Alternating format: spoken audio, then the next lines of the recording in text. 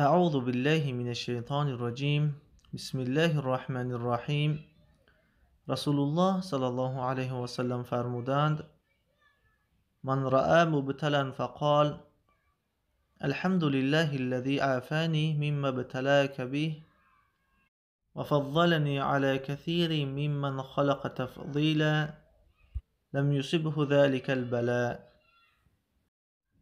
گفتن هر شخصی که یک انسان گرفتار شده را، یک انسانی که به یک درد و رنج و کسلی و بیماری که گرفتار شده است ببیند، پس بگوید شکر الله که مرا نگه داشت، مرا سلامتی داد، از همین درد و رنج و بلا نگه داشت. به همان درد و رنج کسلی و بیماری که تو را مبتلا گردانید، یعنی ایره در طرف همون انسان که به کسلی گرفتار شده است نگاه کرده همین دعا را میخواند.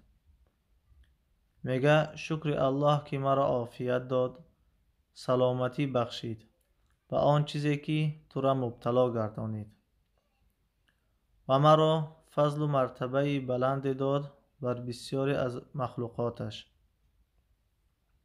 همین دعا را بخواند، میگه که اصابت نمی کند، یعنی تأثیر نمی کند به همین بنده همان بلا یا که همان درد و رنج.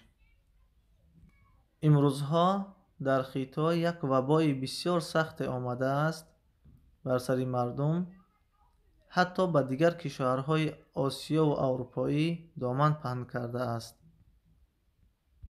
به همین خاطر به تمام دوستان و تمام مسلمانان توصیه می دهیم که کوشش بکنید همین دعا را از خود کنید. به فرزندانتان، به خانواده اتان، به تمام همسایه و یار و دوستانتان، خویش و تبار همین دعا را تعلیم بدهید.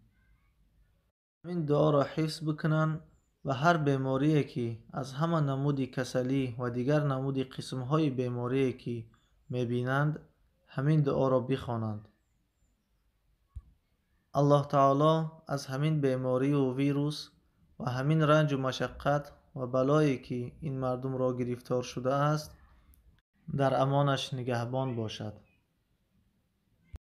الله متعال تمام مادران و خواهران و برادران مسلمان ما را از همین بلایی که امروز ویروس نامیده می شود در امانش نگهبان باشد.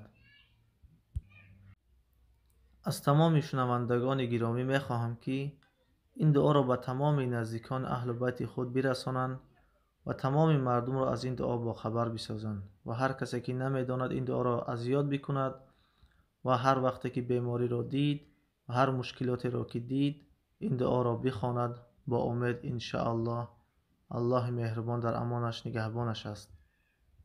و علیکم السلام و رحمت الله و برکاته.